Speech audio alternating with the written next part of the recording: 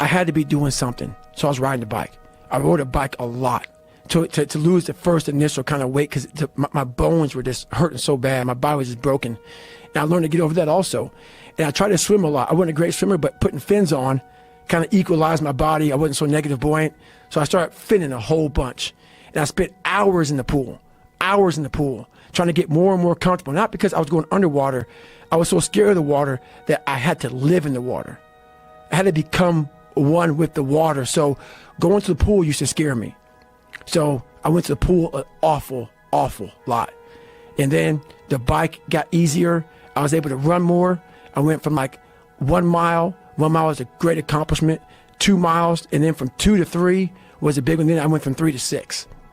And then like they have a warning order that they give people to get ready for buds. And the whole thing was running 6 miles 5 days a week. And that was my goal. And so I just kept, I failed, I go back to scratch. I use some positive motivation. I have like one day where I'm like fucking defeated. But I started realizing this is part of the process. This is part of the journey. I had to realize this is part of my process versus just saying, like I used to, I'm just not good enough. If I'm not good enough, we always say that shit. I'm just not good enough. And then we try something else. I'm going to fucking make myself good enough. And that became my mentality. I'm going to make myself good enough. And so I'm misunderstood a lot, but that's all it came down to. I made myself good enough. And the days I couldn't run that far, the next week, I would do 2-a-days. So on the running, if I ran a quarter of a mile, I wait a fucking couple hours, it'd haunt me, bother me. I try to run a half a mile the next time, same day. You can do more than this. If I had to walk, I had to walk. It just became just a process of grinding. And grinding is not even a good word for it. It's not even a good word for it. And just going further and further. And then when I got through running, I go to the bike. I go to the pool. If I got tired somewhere, my legs were tired, I go to the gym. And I developed this crazy workout where I was doing volume, like 200-300 reps of like very lightweight. People always say, how come you don't have any like loose skin? My workout routine in the gym became sick. It became sick. I was just doing 200-300 reps, 400 reps on like chest, just like for one simple exercise, the bench press. And I would rack it, get back on it, just rep it out, trying to burn as many calories as I can, build that muscle mass. And I just became obsessed with it. I didn't care. I didn't know any better. I didn't think about it. Wow. I didn't know that working out that hard would fuck you up. I pushed it extremely hard. I went way beyond what I thought was capable. Like my first ultra race I did, I was heavier. I was in Iraq, the Marcus Luttrell Lone Survivor.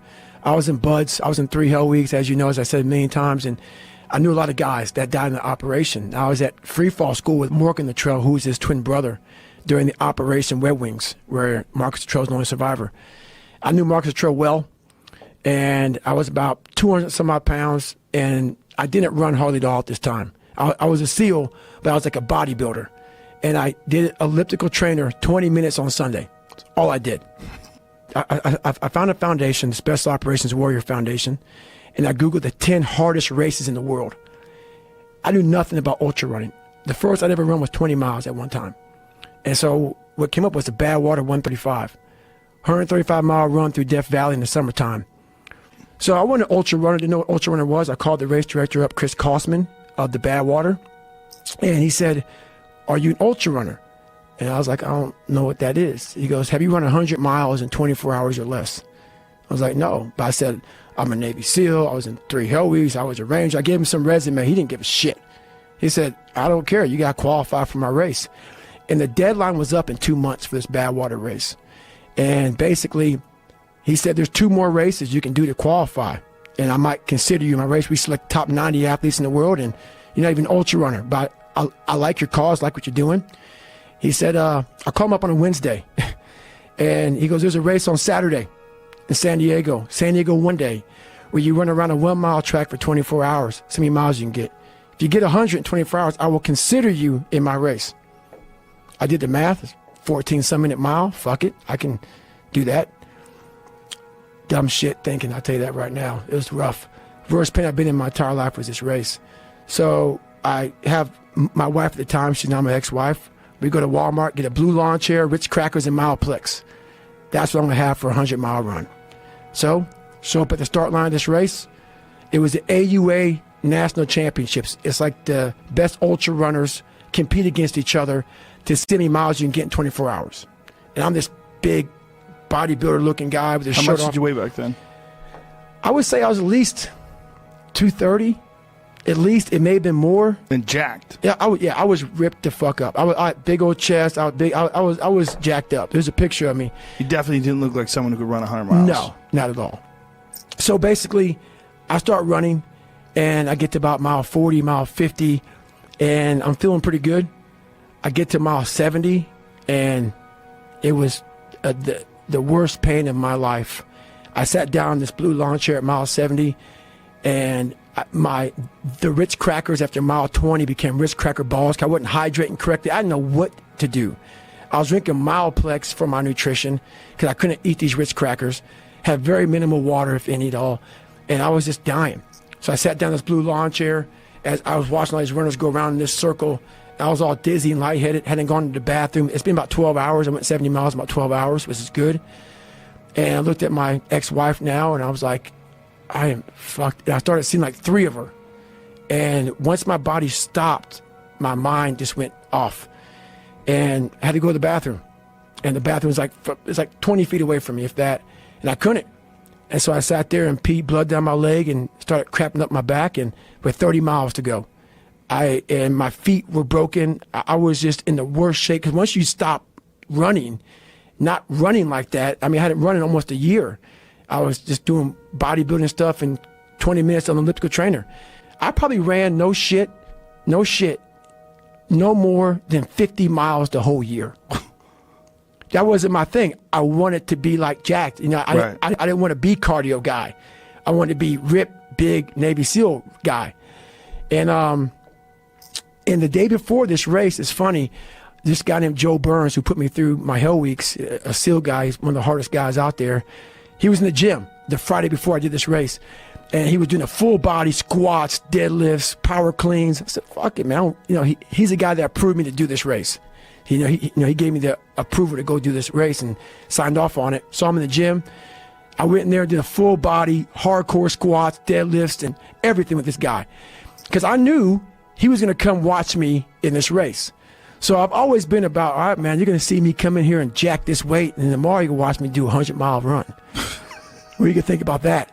So basically, I paid for it.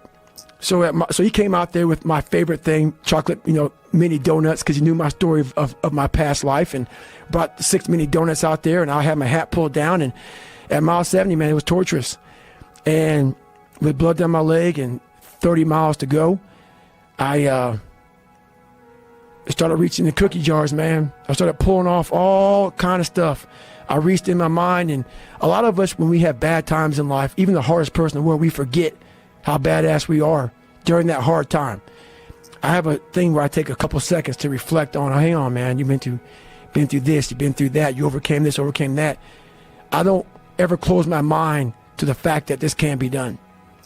And I knew I had to get up. I needed nutrition. I needed hydration. I needed to stop being dizzy. So that's the first thing I did. I didn't panic on I had 30 more miles to go to get 100. I started about the process.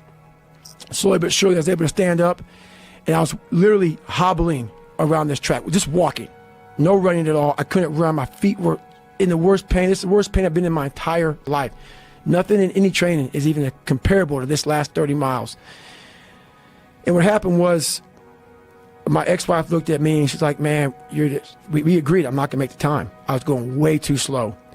And at that time, at mile 81, something clicked that I'll never probably be able to do again, when my mind, body, spirit, soul, everything just connected. And my mind knew I wasn't fucking around anymore. It knew I wasn't going to quit. It knew that guy was dead and buried and gone. And I was going to die out here on this fucking one mile. For whatever reason why, I was going to get through this motherfucker. I didn't give a damn. It made there was no fucking crowds. There was no trophy at the end. I wasn't even in a race in my mind. It was nothing. It wasn't about nothing. There was no nothing. It was a bunch of people who didn't know who the fuck I was, and it was me against me. And I used all these different dark places to start bringing out light and just fucking going deeper and deeper. Ended up running the next 20 miles. I ran 101 miles. And I ran the next 20 miles, ran at about a 10:30 pace. And I did 101 miles in 18 hours and 56 minutes. Sat back down in that blue porta potty, now my chair that I got from Walmart. And that's when the body realized I was done. And this great feeling came over me, but also the worst pain in my life.